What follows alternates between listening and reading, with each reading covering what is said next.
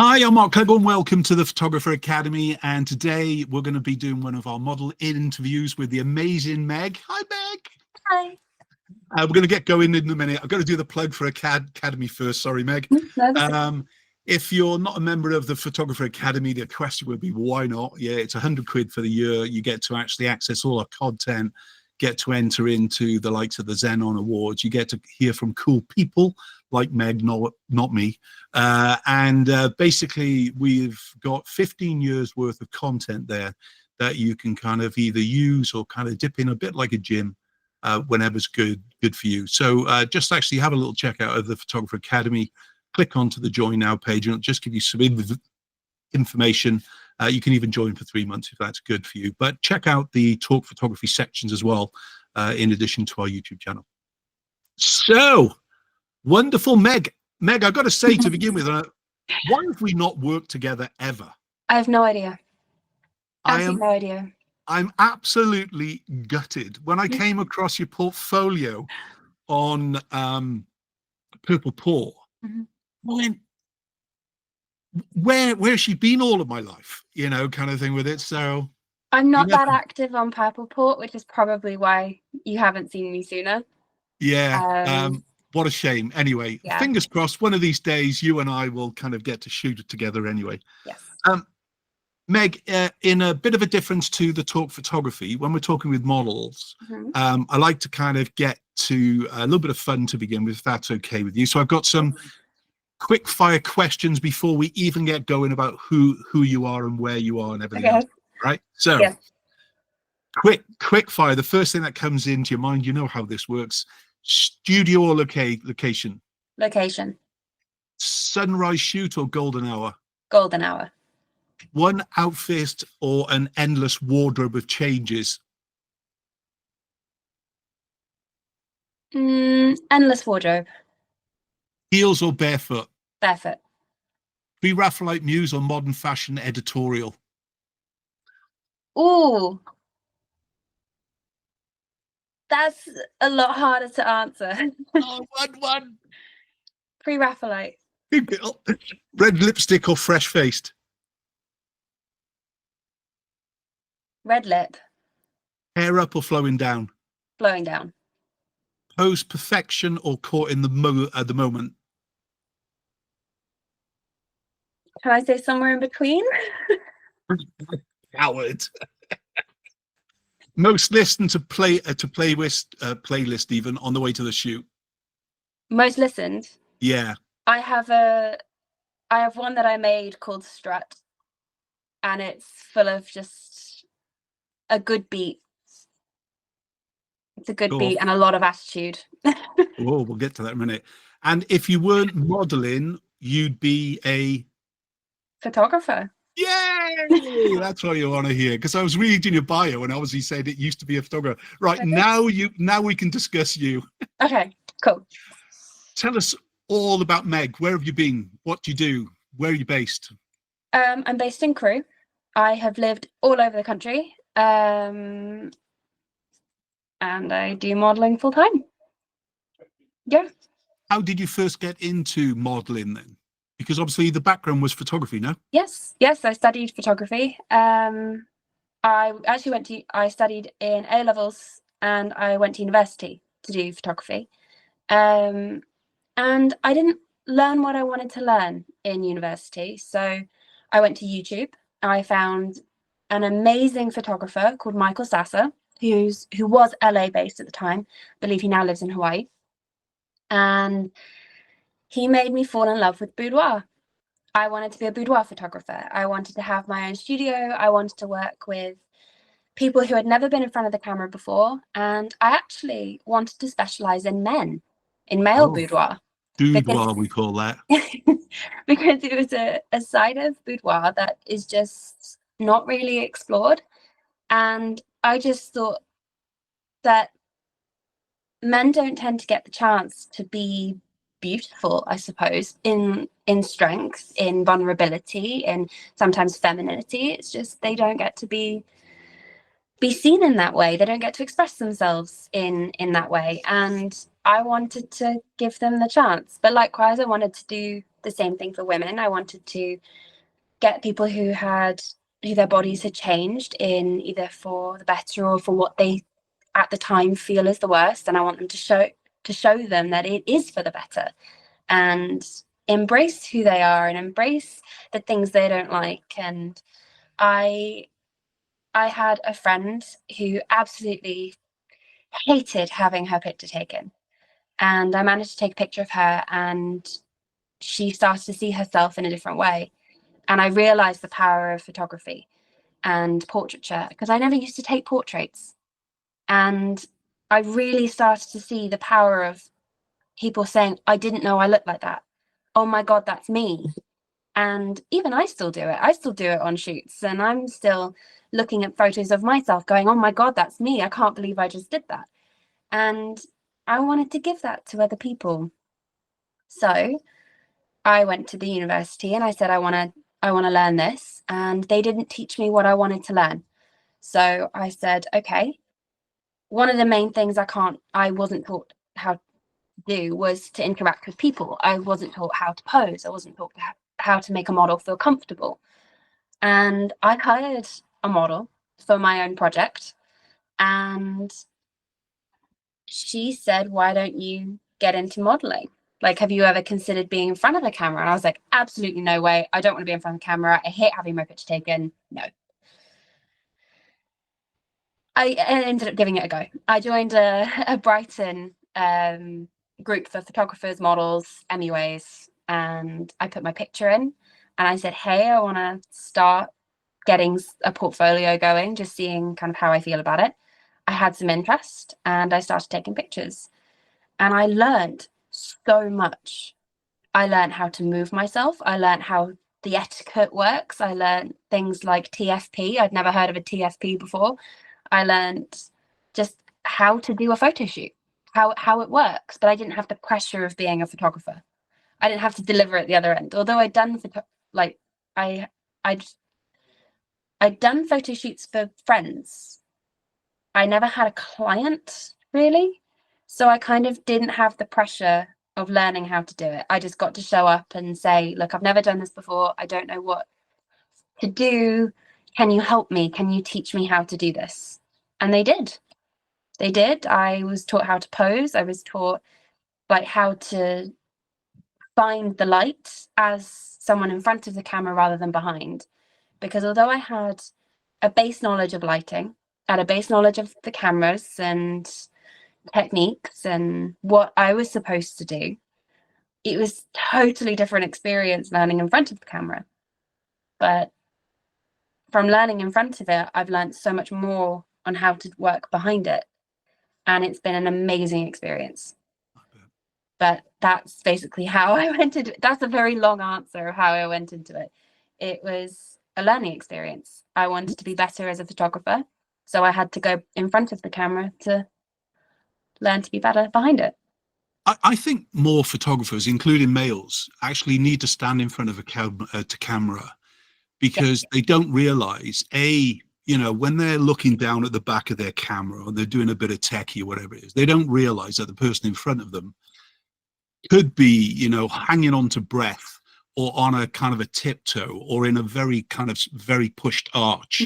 And there's models leave a shoot absolutely knackered, and I don't think photographers do. No. And kind of, let's not get on my soapbox today, but a lot of more photographers need to actually feel like what a model goes through in front of the camera kind of thing with it. We're going to take a look at some images in a minute. Before we do that, was there a go-to when you think, I can actually do this full time? A go-to? Yeah, was there a moment that you went, this is me for the rest of my life, as it were? I think when I started being booked for events, when I started being booked, I think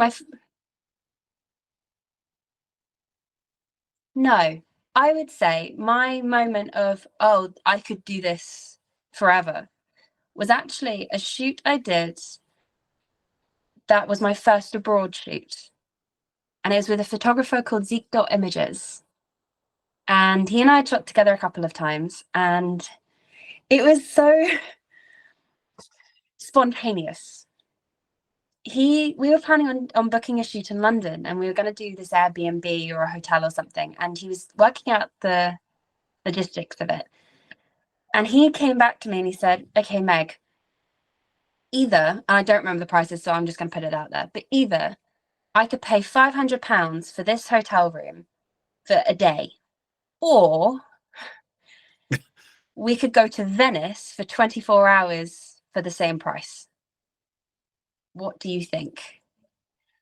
And I went, let's do it. Let's go to Venice. And we did. And it was the most incredible time. We had such a blast.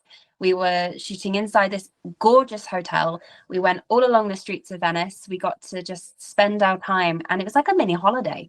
But it was the first time I'd gone abroad to shoot. And it opened so many doors for me. Because from that shoot, I was then invited to go to Iceland. And I shot in Iceland for the first time. And from there, I was then taken to Croatia. And I went to Croatia for a month with Artemisian Events. And it literally just went bang. And I started being involved in events, and people were booking me for studio days abroad. And I went on a two-week tour of the Netherlands with Harriet Ellis, who I met in Iceland. And it was just an incredible experience. But it gave me the opportunity to travel. And I've spent my whole life thinking I was never going to leave the country. And I've always wanted to leave the country, but I just never thought I'd financially be in a position to do so. So for the fact that I get to travel for my work is the most eye-opening, world-opening experience that I went, oh, I could do this. I could do this. This could be my job that I get paid to do completely full-time, and I can make this last. And yeah, it just went from there.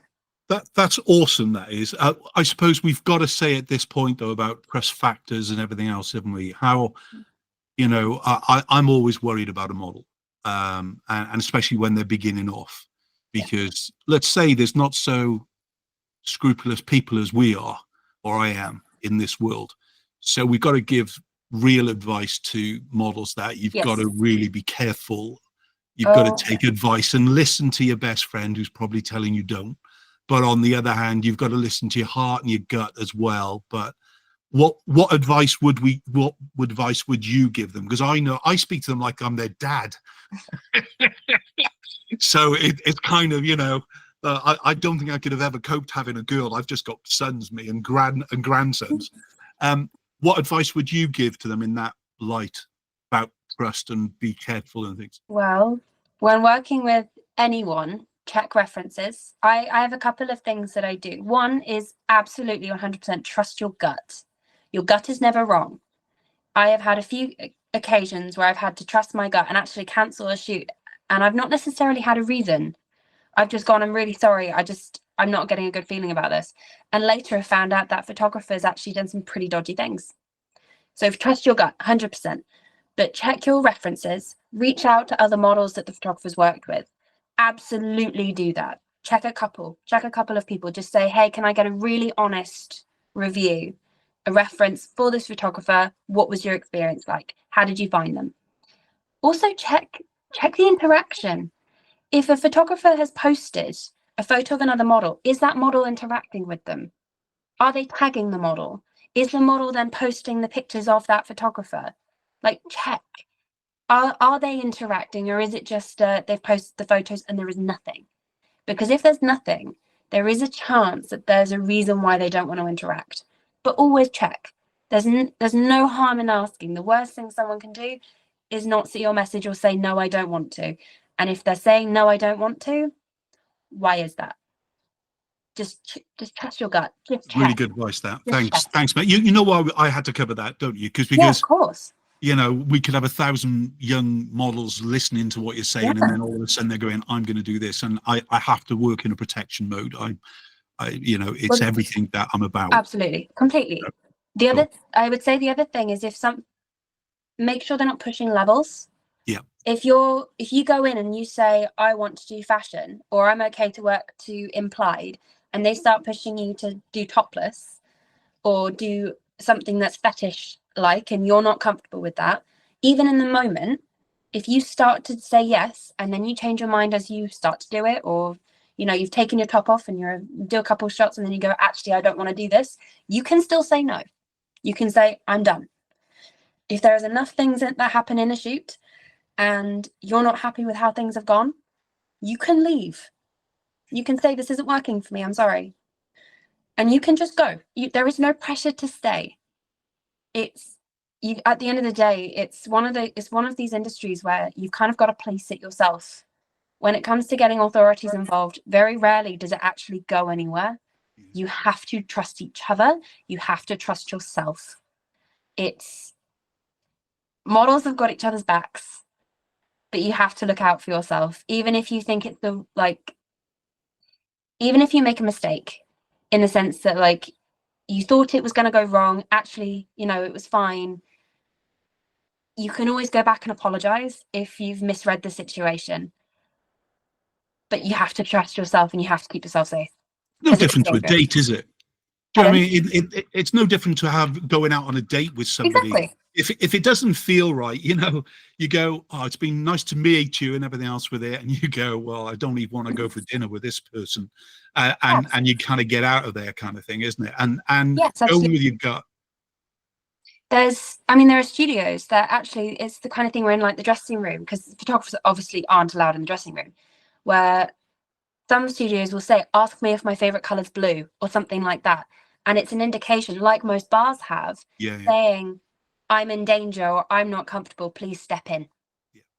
And it's just a really nice little thing that studios do sometimes to keep their models safe, because you never know. You just don't know. Good. Great advice, Meg. Thank you, love. Okay, let's talk about first of all, you can find Meg on Purple Port and various locations, including her own website and Instagram, which we'll get to in a minute, I promise you. Just before we get to images, Meg, so obviously you can find Meg on Purple Port at Meg Model, yeah? Shoot styles, let's kind of be clear about that. When a model puts down she does nude, it doesn't mean you do open leg or erotica or anything else, isn't it, you know? When you start to put down shoot styles on your kind of things that you do, like on Purple Port, what's your kind of thoughts when you kind of put something down? Because often you can see images on a Purple Port portfolio page, as it were, but they actually don't represent what is on the model's shoot styles and things, really. And I think that's where some confusion. What do you do? What's your kind of thing? Because swimwear in its own right can get a little bit kind of glamour. You know, you don't have to have your kit off to kind of actually kind of feel, oh, this isn't good kind of thing with it. But when you set out your styles, how does it feel? What did you do? What did you make the decisions on? So, for example, swimwear, I wouldn't necessarily shoot it as glamour. I would shoot it more as fashion. So it's all about interpretation, really, isn't it? But it's things like lingerie. Again, you can go glamour in nudity. You can go glamour in like a short like crop top and a short skirt. You can do glamour in pretty much anything. It's about the posing style. It's about the attitude that comes with it and the angles from the photographer. So I've had a few people try and shoot me in a glamour way, even though that's not what I do. And it's then up to me to try and really, really focus on my posing to make it not glamour, even if the angles are suggesting that it is. So in terms of how I would like, hang on, what have I put down? I have to zoom because I'm on my phone. Beauty, body, paint, commercial, fashion, life, drawing, lifestyle, lingerie, nude, pin-up, portrait, sheer, swimwear, topless, and wedding. You try saying that with a stutter. I know. Go. So beauty, obviously, I have recently done some more beauty stuff than I used to. But it's obviously very close up. It's like hair, it's makeup, it's skincare, it's whatever. Body paint I have previously done. It's always been quite out there, or SFX or something kind of crazy, and it's always fun to do. Commercial, I've not had a lot of commercial shoots, but it's things that I'm open to doing. But it's a lot more like lifestyle-y, I suppose. Commercial and lifestyle tend to go sometimes hand in hand. Fashion is fashion. Life drawing, I have done not like life drawing as like in person, but I've had people take photos of me to use as references for life drawing. And that's always fun. I'm definitely open for doing that, like up on a stage and doing some life drawing. Lingerie, art, I think it should be art nude rather than just nude, because you can take that into too much interpretation. Pin-up, happy to do pin-up. Like all of the stuff here is, I think, stuff for the majority you can kind of see in my work. I don't think there's a whole lot you can do to interpret what I've put as my limits, I suppose. Yeah. I think with Purple Port, you have to be quite careful with the tags that you use for that, the categories you say you're okay with. Because if you start putting in certain categories, like, for example, if you say you do like fetish wear, it invites a whole bunch of people that don't necessarily have a creative idea. They just want to see you in fetish wear. And there's like a whole dark side of Purple Port that you do have to be quite careful of. I would say that's kind of the only thing you have to be mindful of when it comes to picking what you do. Because it does invite a lot of creeps. So I love you using that word. Great. I get stabbed in the back when I use those words about photographers. Anyway, so first things first. Yes. megmodeling.com is your website. And this is where we're going to go to in a minute to have a look through and everything else with it. Obviously, we mentioned about Meg Model is the Purple Port. Yes. And then we've got our Instagram, which is meg.modeling, double L again, and so on with it. Before we kind of jump on this, is there any style of shoot that you've kind of done and you've gone into the shoot going, oh, I'm not sure if I'm going to enjoy this, and you've actually come out at the end, you went, oh my God, that was great? Not whether or not I'd enjoy it, but whether or not I'd be any good at it is like editorial fashion. So say, like, for example, actually quite a lot of my recent stuff, so with the paper or with the so that kind of thing was absolutely incredible. But it's not a style that I'm very familiar with. Like I kind of touched on fashion and like editorial fashion before, but this was just so much fun. So much fun. I really started to try and do more like high fashion, and yeah, I'm really enjoying it. I just didn't think I'd be any good at it. That was my reaction at the end. And once I'd used the paper so much, I'd done so many poses with it and pulled it around so much, it ended up tearing. I literally used it until it wasn't usable anymore. But it was so much fun. So much fun. I actually did a paper thing with a college I was at. I was taken around by Ilford many years ago. I'm on about decades ago, before you were born, to a series of photographic colleges. And they were going, yeah, but we haven't got anything at hand. And I went, background paper. Exactly. And basically we created a set, and they were all going, oh my God, you're an old bloke, you're teaching us new tricks. And it was like, no, it's just, if you're a commercial photographer or a photographer, you've kind of image banked ideas. You're stealing ideas from other people. Oh, always. At some stage, I gather, and you just kind of put it into action, kind of thing with it, you know. But absolutely, cool. was inspired by something I'd seen on Pinterest. Like that wasn't even the idea that we'd gone in to do. It was totally like spur of the moment. I was talking to Sam Barton about this idea that I'd had for another day, and he went, no, let's do it now. And then went and asked the studio, have you got any paper that you're wanting to throw out? And there it is. There's loads of it, guaranteed, in any form of studio kind of thing. Okay, so let's start to talk about images. That's a great one to start with, I think, anyway. What's your favorite genre of photography? If I go to your website, which is megmodeling.com again, and we scroll down, basically we've got the different kind of styles that we're doing. Should we delve into each one of these? Or of course. So we'll start in portraits anyway. No, let's go boudoir, because you were a boudoir photographer. Yes. Yep. Yes. What's your interpretation of boudoir? So as a photographer point of view, and then as a model, if you don't mind. So. Okay.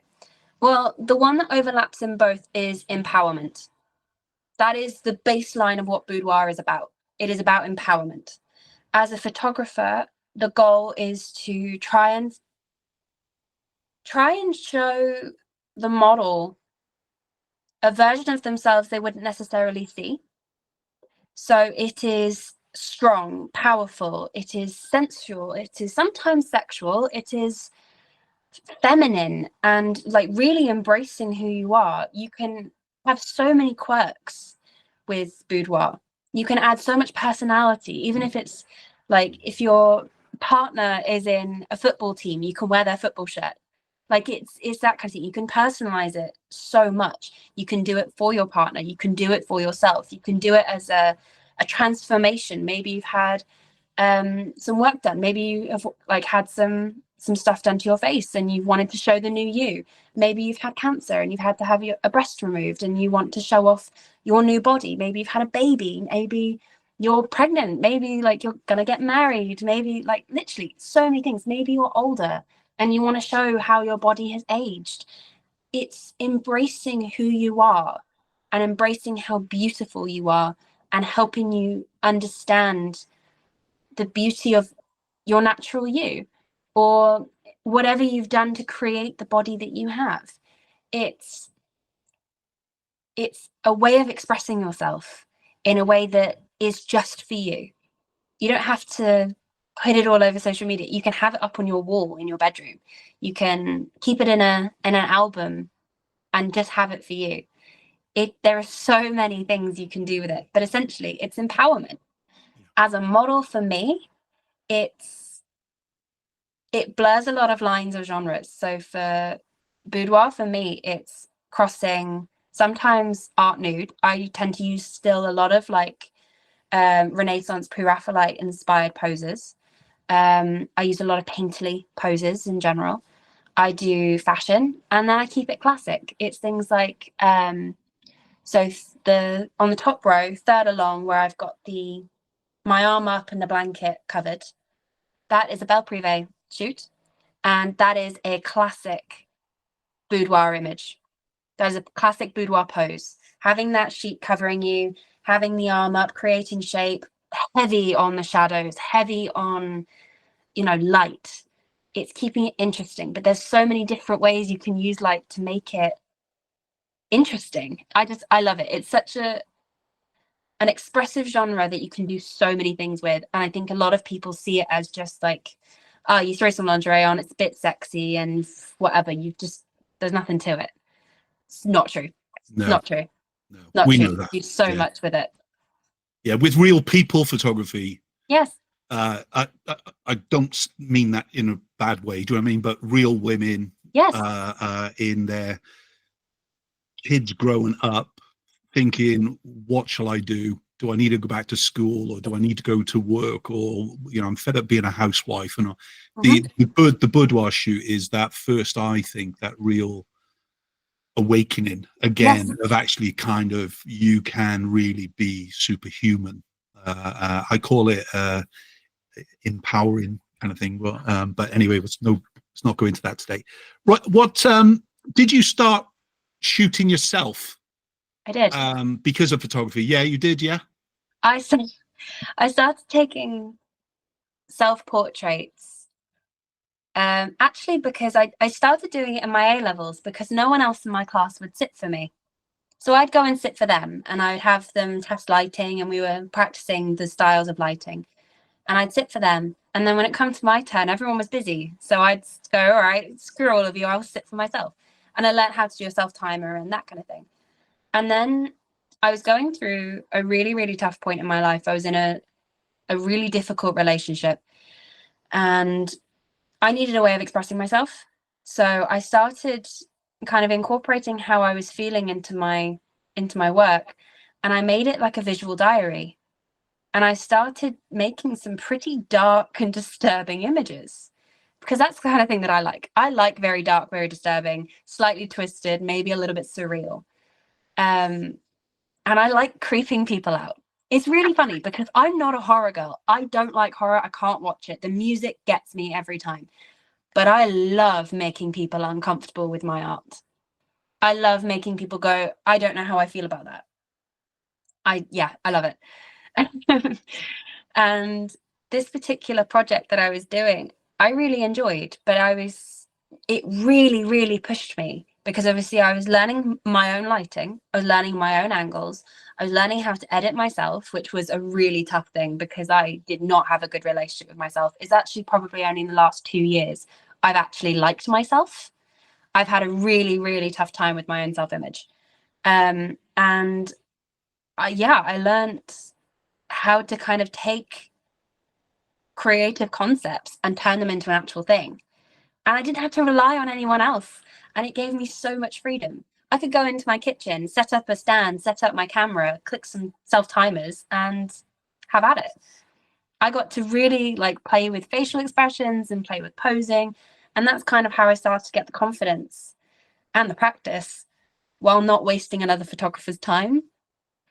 And it gave me so much freedom. I loved it. I absolutely loved it. Good for you. Big hug coming in about that anyway. I'm glad you're in touch with yourself. My sister was my muse, so I was lucky. And then I fell in with all her mates who were well up for it.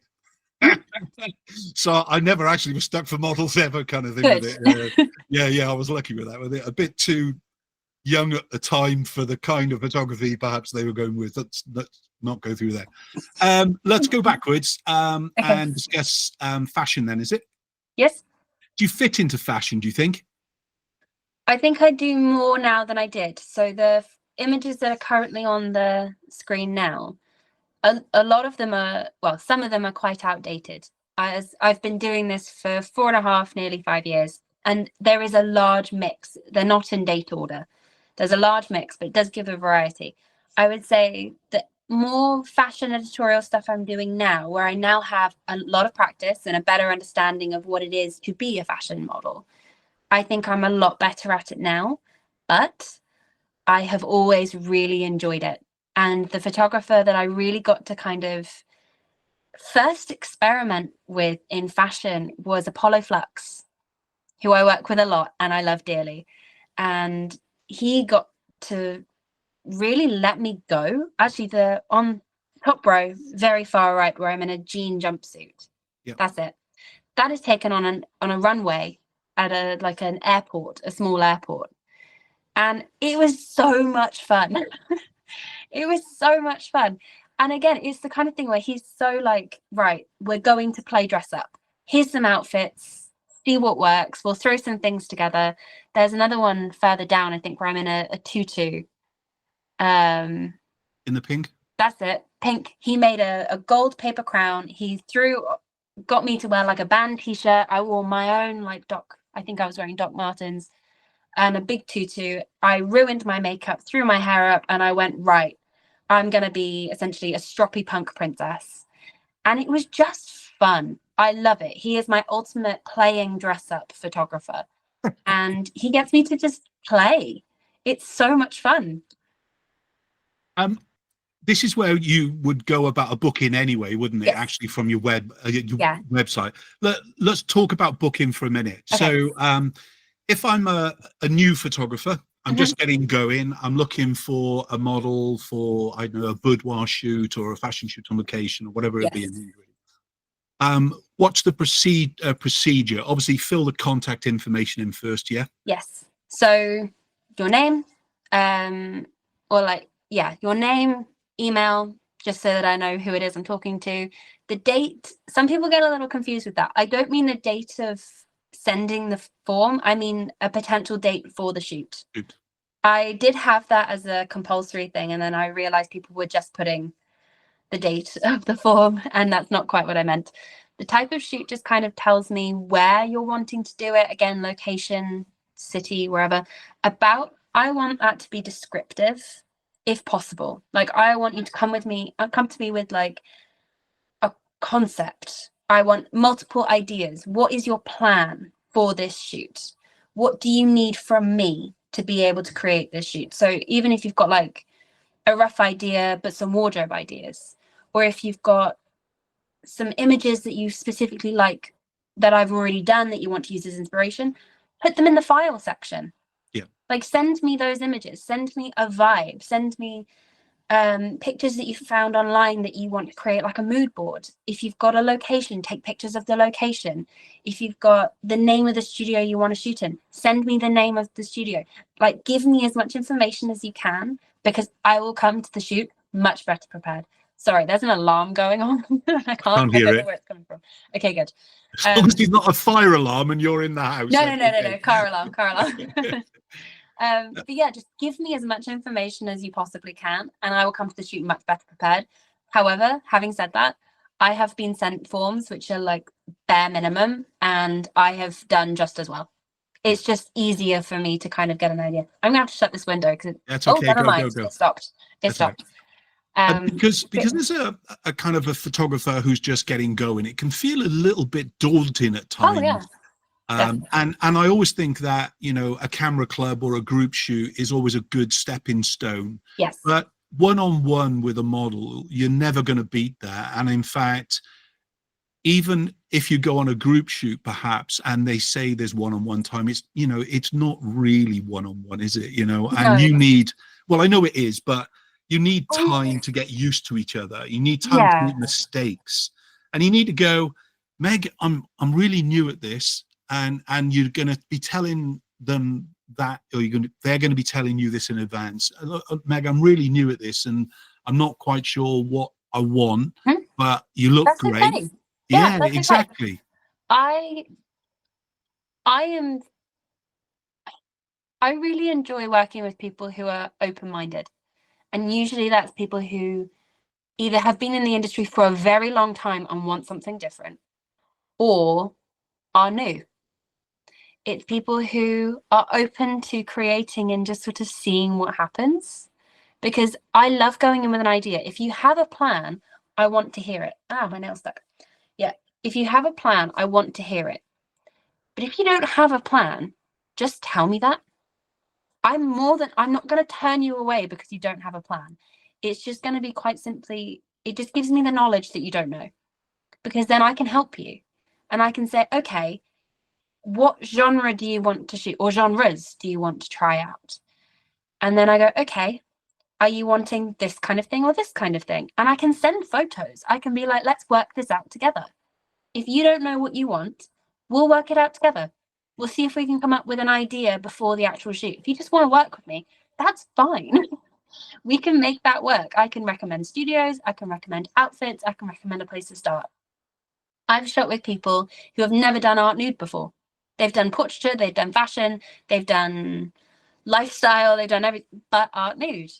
And I love introducing people to art nude photography, because people don't know what to expect, I think. It's quite a scary thing to be standing in front of a naked model and acting okay. It's okay to have a bit of a freak out. Like, it's okay to sort of be like, I don't know where to look, I don't know what to do. That's fine. Obviously, always be respectful. Always kind of look up here, and don't make it weird. But there's a very easy transition into it, and I think once you get to know somebody a little bit, it's a lot easier. So if it's more just like you want to do an almost introduction shoot where we shoot for an hour or two, we just take some portraits and some headshots, and then you want to book again for an actual shoot, that's fine. Like, I'm more than okay with that.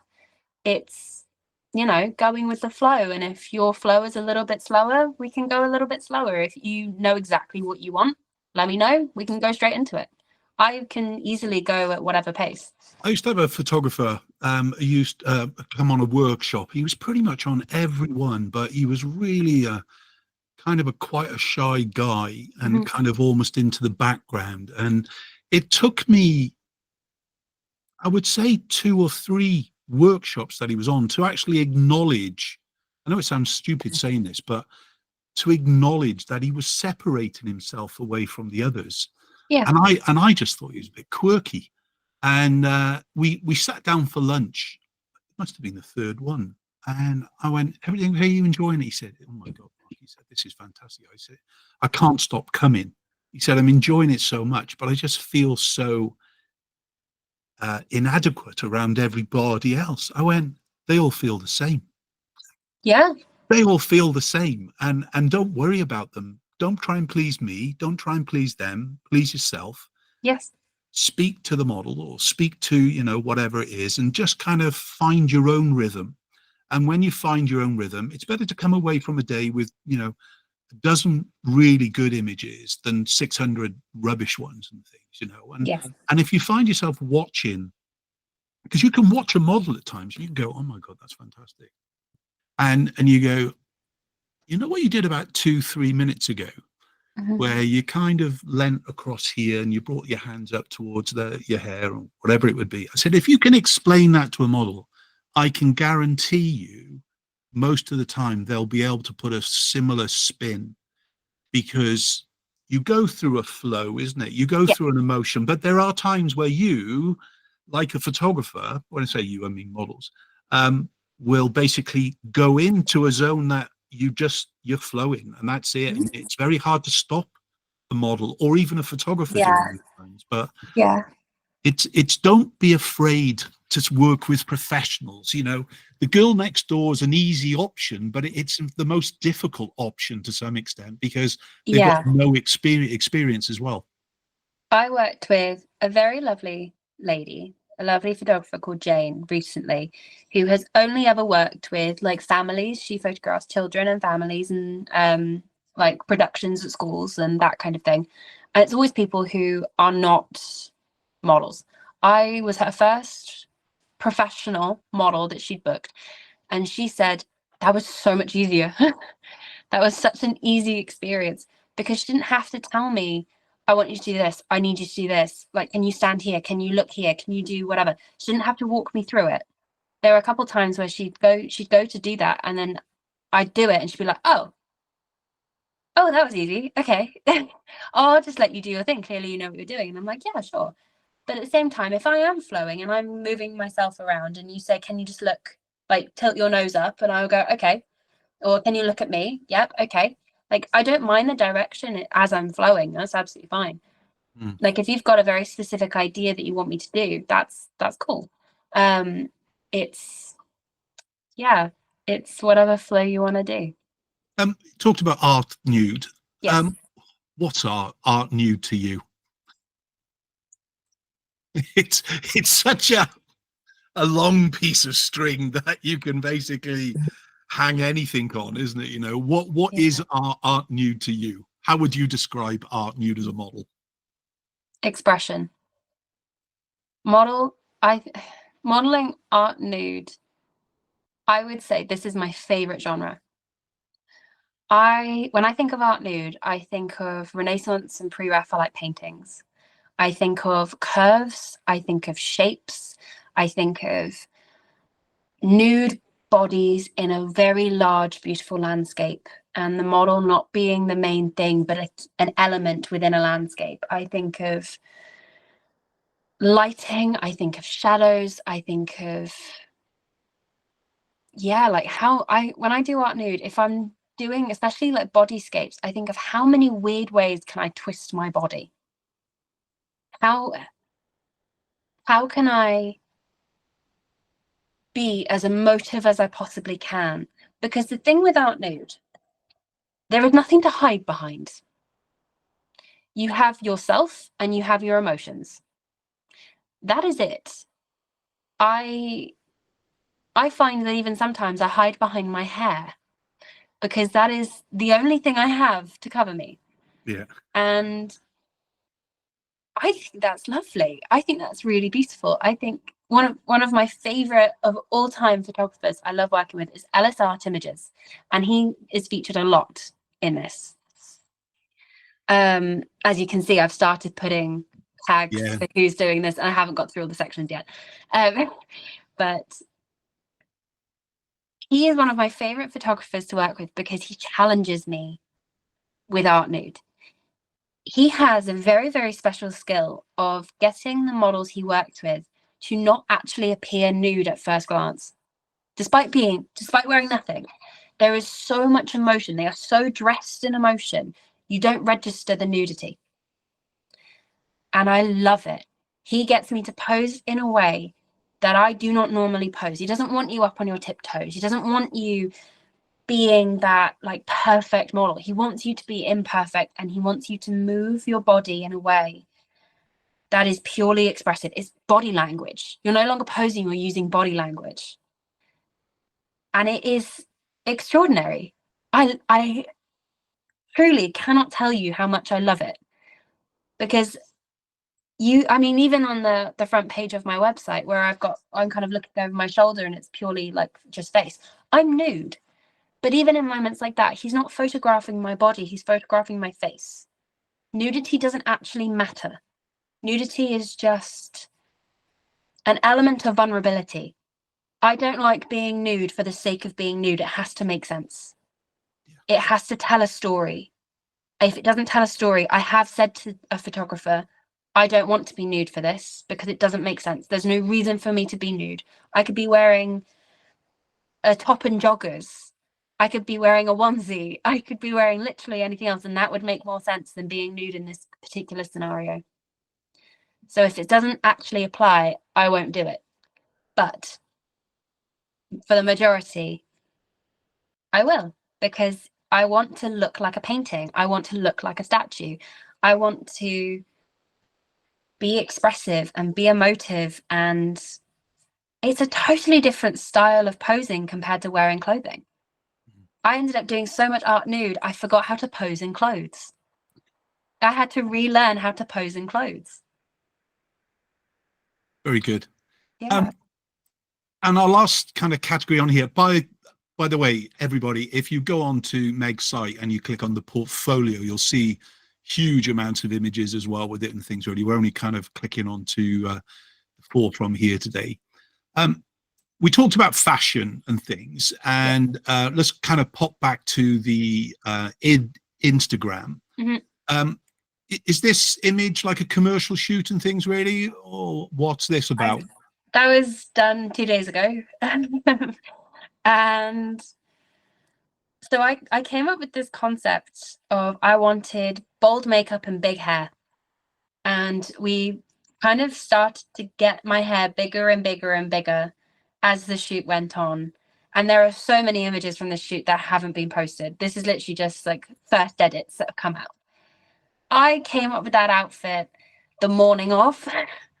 I looked in my wardrobe and I went, yep, this will work, this will work, this will work. Because when I was looking at big editorial looks, there's usually furs or faux furs, there's feathers, there's sparkles, there's tassels, there's whatever. And I don't own any of that. So I went, okay, I've got a big tartan skirt I've only worn once. I've got a leg harness, I've got over the knee boots, and I've got a sheer bodysuit and nipple covers. And I went, let's see if it works. I tried it on, or I like presented it to Paul Happy Jack, and he was like, yes, I love that. We have to do that. So I was like, okay, I have no idea if it actually works. I've tried it on briefly, see what you think. If you don't like it, we don't have to wear it. And it was the styling of the day, really. But I nothing mean, ventured, nothing gained, is it, kind of thing, you know? Yeah, it was just a fun fashion shoot. It wasn't for anything. It wasn't for a brand. It was just, let's see what we can create. Here's the concept. Let's run with it. And I worked with Lisa, the makeup artist, and she did the most incredible job. Like the picture over, you can kind of see in a bit more detail about her work. She did my hair, she did my makeup, and she smashed it. Absolutely smashed it out the park. And she was given, again, like full range. She was like, okay, here's the rough idea, create something. And she managed to do 3 looks for me that day. And it was incredible. Absolute dream team. Like, we had a dream team, and I would love to work with them as a group again. Do you watch Glow Up at all? I do. I actually, I think there's been one since, but there was one 2 years ago, I think, a year ago, maybe. And a friend of mine that I went to university with won it. Saf. Oh, yeah, she won it, and she's, again, absolutely incredible. One of the best makeup artists I've ever seen. And when you see some of these MUAs, it's May 25 when we're doing this, and there's a new series on. I think we're at week 3 now. I love to see it because this young talent is just bursting through. Oh yeah. And you kind of, when you talk at times about people who work on the counters at a department store, but their reality is what they're actually doing is something Yeah. out of this world. And some of these people that are still in college and they're doing it's just fantastic what they do. But an MUA can knock it out of the park, but it's not essential for the likes of art nude, is it? Because basically the kind of the Pre-Raphaelite thing is more of a natural neutral beauty, isn't it? It's almost that feels like that anyway. Yeah, again, like art nude is very much, I think, about emotion and expression. Makeup can have a part in it, but I would say not like the makeup I just had on there, because then I don't think it would necessarily make sense. However, if you decide to do like a nude fashion, then it does make sense. If you do like nude fashion is a totally different genre in itself. But that was something which you would absolutely have to look into on your own, because I could not even begin to describe the things that go on there. But it is an amazing genre, and I would love to get into that as well. Let's talk about travel. You've modeled all over the world, or it feels like that now, from what I've read. What locations have left the biggest impression with you so far? I think every place I've been has been so different. And so I don't think I can answer that question as like one place had more impact than another. Okay. Because every single place I've been has been a next step into making my career a bigger and better thing. And every country has its own beauties and its own uniqueness, and I love it. I fall in love with every single place that I seem to go. I can't seem to help myself. How do you manage the practical side of traveling then? Well, usually it's organized for me. So if I'm doing something with an event, usually they pay for my travel and they sort out, or like I'll maybe do my flights and they'll pay me back, or they tend to pick me up from the airport or whatever it is. But it's, yeah, I mean, fun fact from me, I'm terrified of flying. I'm still terrified of flying. It's quite a problem. I developed the art of falling asleep. Yeah, I tend to have to try and get myself to fall asleep. It helps me cope. Funnily enough, though, I've been thinking in the last few days, actually, I've been thinking that I might be trying to do a little tour of Canada, maybe next year. Oh, nice. Because I've had some interest. Yes. Yeah, he's great. Yes. We did an interview with him. Pardon? We did an interview with him. Oh, yeah. As I said, he is one of my favorite people of all time. Like I mean, we're friends. We've worked together so much, and I love him so much. We are friends, and yeah, he is just one of the nicest people ever. I love him. But yes, I'd absolutely work with him over there. He comes to work with me when he comes over here, and yeah, I've had quite a few people interested in me working over there. I've got family over there, so it just kind of makes sense, really. Oh, good. I love Canada. I've only been once, but I loved the weeks that we were there and things, really. But and in fact, I think I prefer it to New York. Toronto was a city of glass, whereas in New York it always feels heavy and dark. I don't know what it is. I'm a bit like London. I'm not a big fan of London at all with it and things, really. Anyway, it's not about me today, Mark. What about the different cultures when you travel and the different environments? Are you ever worried about the modeling, styling, or the approach, or is that nothing to do with you? Is it all to do with the photographer? I think if there have been a couple of occasions, not necessarily abroad, but just generally, I think if a photographer has suggested an idea which is insensitive, I'll say no. But it happens so rarely. I think if you're going to another country, people are usually very aware, and people are very respectful. But yeah, I've never had any issues. Good. Yeah, I'm very pleased to say. I hope there will be none in the future. But no, I've never had any issues where things have been insensitive or inappropriate towards a culture or people. So yeah, I'm very pleased to say. How do you maintain your personal and your professional boundaries, especially with the genres? And because when you start to work with a photographer more often, there does become a boundary of familiarity as well, Yes. and things, isn't it? It's natural, like a relationship, isn't it? Yeah. I How think do you maintain that boundary? um I I don't mean think a there's physical one. I'm on about a yeah. professional level and a personal element. Well, I think I have two very different sides of myself. So I have a side of myself that's kind of work me, and then a side of myself that's like at home me. And they don't, it's not drastically different, but one is obviously definitely a lot more professional. And even with my friendships, I guess within the industry, there's a level of still I'm being professional. I think it's just the topics of conversation tend to be a little bit more free flowing. Um, and like I'm a lot more comfortable with like experimenting with things that I wouldn't necessarily do straight out of the gate. But it's I don't find it that difficult, to be honest. I think it's just, you create work friends, and those work friends you can have actual friendships with, but there's still sometimes an element of being professional, Yeah. especially if you are in a professional setting. So if you're in a photo shoot, I think you still have an element of I'm working, so let's do this. But yeah, I think it's more just the conversation, I think, is a little bit more open and free flowing if you have a friendship behind it as well.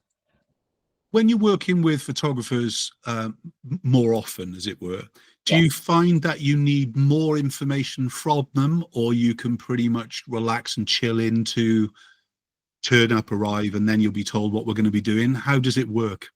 I usually ask the night before. I usually say, okay, so do we have a plan? What's the idea? What do I it's more so that I have something to bring with me. I need to have an idea enough so I can bring something with me.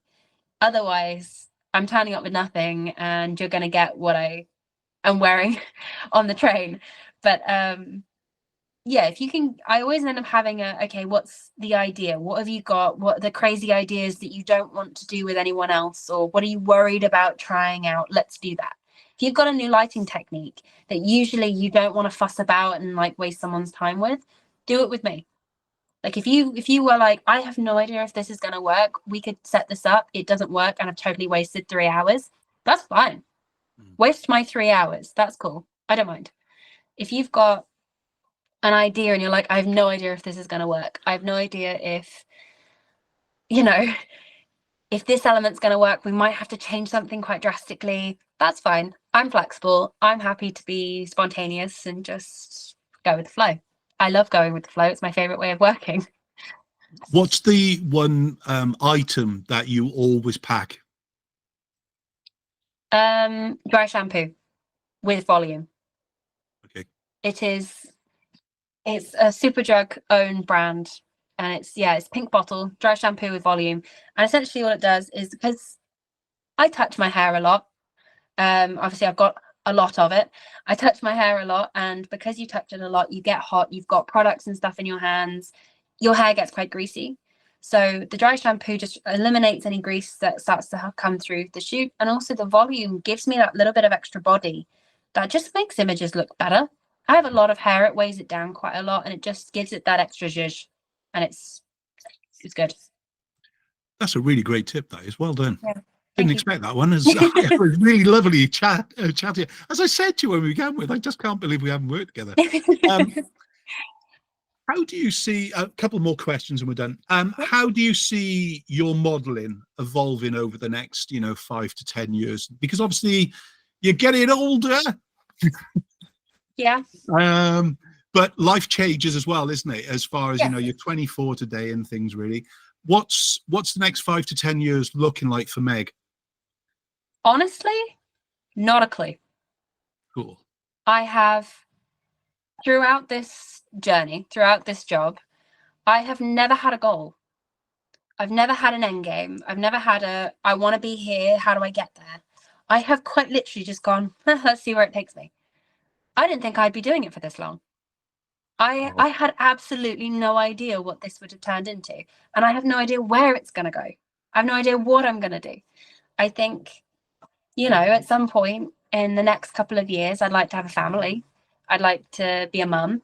I would like to continue shooting, hopefully, if, you know, health is well. If I am, you know, blessed with being able to have kids, I would love to shoot into pregnancy. I'd love to continue modeling after I have children. If people are still willing to shoot with me, I would love to do that. I'd love to be able to keep going after I have kids, but I don't know. Maybe I'll still open my studio that I wanted to open. Maybe I'll go into photography. Maybe I'll still do some modeling for select people, but I'll focus more on photography. I have absolutely no idea. And I find if I put a goal on it, if I put an end game, I limit myself. I go, well, this thing that I've been offered doesn't fit in with my goals, so do I take it? I don't care. I don't care about that game. Good luck to you, honestly. Yeah. I love it. Last question from me before we kind of go through the links again. Okay. Have you ever thought about mentoring new models or anything? Have you been approached for that? Have you outwardly put it out there and things, really? Mentoring in what sense? As in like advice? Yeah, you know, I've come across a lot of new fresh-faced models, and they all think it's going to be, you know, amazing overnight, and they're going to be the it girl and the it guy, and the rarely is. I always say to them, look, have some fun with this, okay? Take it out for a walk in the park. Have some really kind of ideas. Put yourself emotionally into it, enthusiastically into it. Make sure you're getting good sleep. You're not raving the night before a shoot and all that kind of stuff, all right? But put the energy in. But the reality is very few make it in the big way. You can earn a real living if you want to, but it's hard work. You're self-employed, you're gonna do it. But they kind of just need that little bit of guidance, and I'm the wrong one to do it because I'm the photographer. I'm on the other end of things, isn't it, really? Whereas you know, the model agencies, they kind of will look at a girl or a guy and go, no, you're not right for us. I was one of those people. I have a few things that I would probably say to somebody as a mentor, I suppose. I did TF for 1.5 years before I got my first paid job. Which is time for prints, isn't it? It's not getting paid, for anybody who's not aware of that yet. It is purely portfolio work. No one is using the images for money. It is purely, everyone is getting the same thing out of it. It is a collaborative basis. I was not paid for a single job until about 1.5 years into working as a model. I have applied to probably about 5 or 6 agencies within my time doing modeling. I have not heard a single thing back from any of them. So I have just kind of gone, okay, I'm not an agency model. That's fine. I'm quite happy doing freelance. I think there's a lot of restrictions around agencies and what work you can take, what work you can't take, but absolutely do your research. I think that if you're going to go with an agency, you have to go with the right agency, and you really, really have to do your own research because there's a lot of dodgy things. And I mean, I was looking at I can't remember the name of the agency, so I definitely won't be naming and shaming, but my measurement, I am a size 6 to a size 8. I was considered a curvy model based on their statistics for the girls that they've hired. So not every agency is size inclusive. Not every agency is realistic. When it comes to modeling, though, if you turn up at a shoot and you think, I'm pretty and that's enough, it's not. I found that some people actually aren't considered, you know, stereotypically pretty and are the best models. You cannot fall on a pretty face.